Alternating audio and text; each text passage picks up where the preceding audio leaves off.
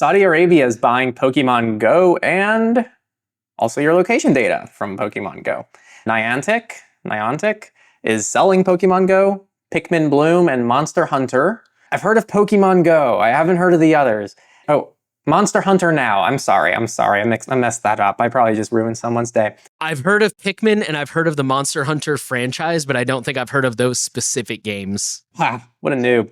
So, Monster Hunter Now, best game of all time, I have a lot of experience with it, is being sold to Scopely, which is a wholly owned subsidiary of a Saudi Arabian company called Savvy Games, which itself is owned by the Saudi Arabian government's public investment fund. Scopely, Niantic, and Savvy Games have collectively published 6 separate blog posts about the almost $4 billion deal, none of which specifically address what's happening with location data of the 100 million players who play Pokemon Go, and none of which address how location data collected in the future will be handled. Not a good sign.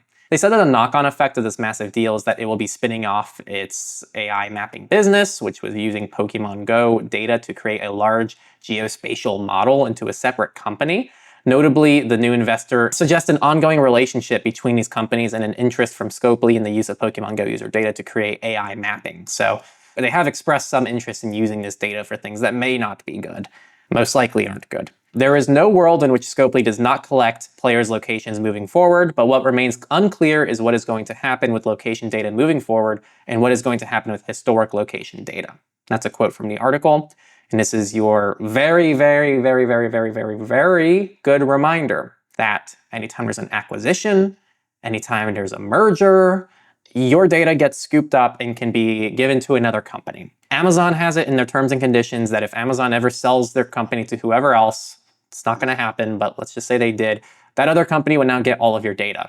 So this is why it's important. Kind of like politics. We talk about politics in the way of like, hey, you need to believe in basic privacy, digital rights, security rights that are bipartisan, because if you believe in something only when your party is in power, but you don't want the other party to have those same powers when they're in office, then you have a problem here. So you need to have a bipartisan way of looking at these issues because they're going to impact you one way or another. On a similar note, in the private world with companies, you need to try to trust companies that require as less trust as possible.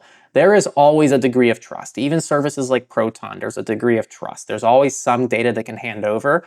Your goal is to minimize the amount that you need to trust an organization as much as possible. And the best privacy and security services that we talk about actively try to do that. They try to reduce the exposure that they can possibly have to your data because they know that things like this can happen. They know they can get hacked. They know that it's also more liability for them if they have more of your data.